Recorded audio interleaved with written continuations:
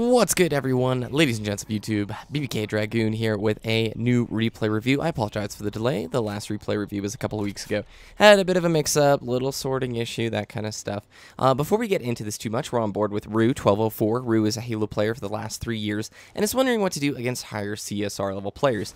I'm going to talk a lot about push-pull, when to move with your teammates, and how to really set yourself up in a good basic framework, I think, for lower CSR level players in terms of getting shots downrange and trying to avoid the run at your enemy syndrome that we're going to see repetitively. I'll address the AR in a minute. I do want to talk and let you guys know that the October 1 submission period is coming soon. Quarter 4 begins on October 1st, and that is when a new submission period will open up. Now, for those of you watching, I will tell you this. Start saving some of your best games, okay? I'm wanting to do your A game, top stuff. I'll give all the specifics and details before October 1st gets here, but just have that ready in the back of your mind. You might be wondering, too, the Master Chief Collection is coming out November 11th, which means it's going to be a fairly short time before we're doing new replay reviews. With that also said, we need to talk about how replay reviews are going to work in the Master Chief Collection, because we don't know yet if there's going to be a theater mode for Halo 2 Anniversary.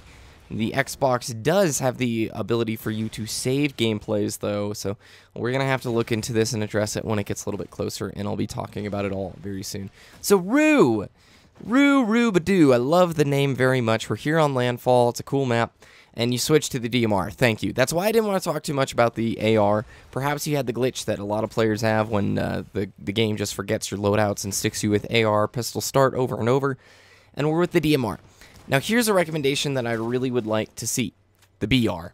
The DMR is going to be harder to use than the BR, especially for these tight spaces, especially for a player who's, I'll just be frank, you struggle to get shots downrange on enemies, and the BR is going to reward you more often than not than the DMR.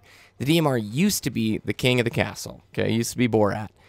But then the BR Turbo Patch came about. BR has a faster kill time, and you're just going to notice a lot easier time, in my opinion, putting kills down on people. Now let's talk about the elephant in the room that we're going to see a lot, and that's pushing towards enemies like this. When the enemies aren't coming to you, you have this moment where you're thinking, well, what do I do right now? What is going to get me in range so I can use the shotgun to the effective use of it? You see them on the radar, and then you push towards them. This, unfortunately, denies the shotgun like its most powerful trick, and that is you come around the corner and get blasted with a one-shot doom cannon, essentially. Now, the movement is everything in Halo, and if you don't know where to be to get shots downrange on your opponents, you're going to have a really hard time. I'm going to see moments like this. I'm going to fast forward while you're getting your nice little jog in, a good little perimeter spree, as we can see. Now, where do we move? Well, if you're having trouble with movement, one of the things I'm going to first suggest is hit the back button. See who is cleaning up, biggest on your team. Who's doing the most damage right now? Well, that's going to be, it's Sherlock and O'Brien. I know it's O'Brien because I've already seen this game. Well, all you then need to do is pay attention. Oh, O'Brien, that guy has WLSH above his head. And that's a player you're going to want to play close to and tight around. This is a great time-old trick that's very easy to do, man. If you don't know where to go, a good way to learn quickly is to follow somebody closely who does. And if you keep looking at that back button, it's a good idea that, he's on the top of the boards, he's probably near a lot of the enemies, and he could probably use a lot of assistance, because he's in places that are very hot, very heated. That's a good rule of thumb to go for. Now, when we get towards gunfights, there's a lot of push towards them and try and hit that melee off.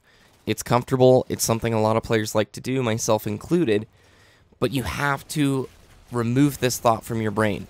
Unless you can get shots downrange. See, there was, let's just pause. No reason. No reason for you to drop down and pursue that. You have this beautiful height advantage, and you've got the concussive. You drop down to try and see if you can get up close to him here and melee the guy. Now, you get the kill, which is fine, but you lose the power weapon in the process. If you stay up top, so what if he gets away? You're holding top control, you've got the power weapon, and you set it up to where they get to be the aggressor on you. That's important. And that's an important thing to know. So if you're in a position up here and you want to, say, shoot down on an enemy, or you know his bros right there are going to be coming for backup, and you drop down trying to get close for this melee, what happens while you're trying to get in for the melee? Well, his two buddies, who are going to be looking red as Red X, are going to pepper you. They're just going to, like, flambe you to the point where it's not going to work. So there's a balance between when do I push on the enemy and when do I wait on the enemy and set up a position of power for myself. So let's take a quick look at this gunfight right here. I'm going to play it in slow motion. So the first shot goes, and the second shot's going to go. Third shot, which dings him. Fourth shot, which maybe dings him. Fifth shot misses. Sixth shot doesn't hit. I'm going to really encourage you to wait to pull that trigger, not on the fastest rhythm possible, but rather when you know it's going to hit the opponent. Even if this means a slower shot. Don't do that, by the way. This is something that will not get you far, my friend. Yes, you have plasmas. Yes, is it fun to stick people? 1, 2, 3. A long enough time to where you were killed because you were in the grenade throw animation. Do you get a 1-for-1 trade? Yes. What kind of real estate does that get? What kind of advantage does that get for your team? Ultimately, nothing. It's an even trade, and it's not worthwhile. Save that nade, get shots downrange on the opponent. When we're shooting opponents, we really want to focus on pulling that trigger the moment that we know it's going to hit. It's much better to make 2 or 3 shots count than 7 or 8 that miss. It's very important to remember that. Going in for this close range railgun. Nice kill right there on Apocalypse. Now let's look at what I think is sort of a tricky shot. You're timing the railgun the moment you jump at the top of your arc. It pulls and you miss by just a hair. But rather, what happens if we wait until this Katana Claw is now on the floor? How much real estate does he have to work with? Left to right here. Not very much. Up here, he can jump any cone of direction that he wants. That all happens in a split second, but train yourself to where you look at every situation and ask, did I use the maximum potential of the weapon that I had? Did I make the best decision possible? And it's really challenging to do that in the moment. But it's something that when you look at your replay, that's what we're doing. We're looking at all possible outcomes and trying to choose what we think the best option is. Now here we go with the saw. See if you feather the trigger. Ooh. So what happened there is you sprinted into the gunfight, and that's rough because you would have had an easy kill here. So check it out. Sprint animation, boom. How low is your shield by the time that you finally come around the corner? You did know in good faith that player was going to be out there. So try not to sprint around corners. That delay is huge, and they put it in the game for a reason. It's a cost. If you're going to sprint, there is a negative side effect to it. There is a price that you have to pay. Not sure why we're going with the Magnum here. Again, that stick was nice. I like it. But if any of his teammates were close by... Ooh, let's talk right here. Low shield. No shield. Enemy on the radar. No reason to chase. You should not be popping out right here and taking this engagement. It's a fundamental mistake. Let your shield recharge.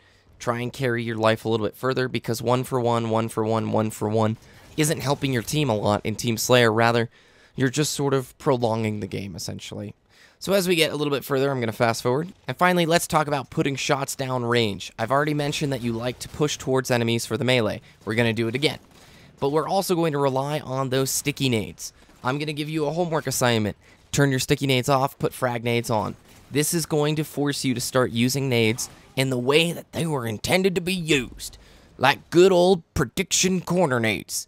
Frag nades are going to teach you basically how you throw a nade. Not sticky. Relying on these sticks are getting you killed more often than not. I can count on my hand 4 times now that has happened. Switch to frag nades. Start trying to nade areas where you think the opponent is going to be. You can then trick enemies to follow you, chase you, and throw a nade in on it. Now you see 2 players right here. What would have happened if you banked a nade right there? They come into the fight if they charge you aggressively. No shields, 1 easy cleanup. But instead, what happens? We're going to try and throw a plasma.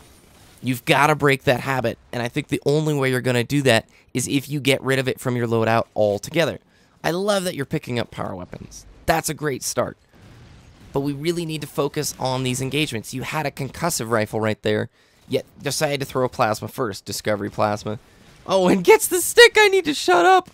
What up, Dragoon? Hush up, hush up. I need to not talk. But seriously, Frag nades are going to teach you that, because the last 8 plays, and you keep getting sticks, which I find ridiculous, but more often than not, it's going to hinder your gameplay. Even though you're getting these nice sticks, man, you're still going 1 for 1 most of the time. And as our game wraps up, I do want to say thank you very much for submitting this replay.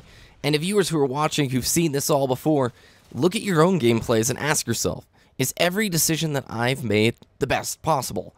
Do I really make the best use of the weapons that I have? Do I make the best choice for every situation? And 90% of the time, there's always a better alternative option. And it's good to know, because when you go back and watch, then it'll start implementing into your play subconsciously. You won't even know it, but it will occur. And with that said, I'm going to see you all in the bullet points. Well, I'm going to keep it very short, simple, and sweet. I would like to see you switch to the BR. I'd like to see you put more shots down range, and I'd like to see you alleviate the tendency to melee and go for those plasma throws, my friend. If you're looking towards how to improve your movement, a good place to start is look at the top guy on your team, try and stick with him, work together as a unit, support him, and you're automatically going to start learning hotspots on the map, and you're also going to have the benefit of playing in unison. Even if it's a random player, this is a great way to learn new maps. It's a great way when you're playing with better players to figure out what they're doing. Now, if it's competitive play, you're obviously needing to understand positions. You don't want to be following somebody if you're the anchor, if you're the support being out of position. But for matchmaking purposes, I think this advice works well.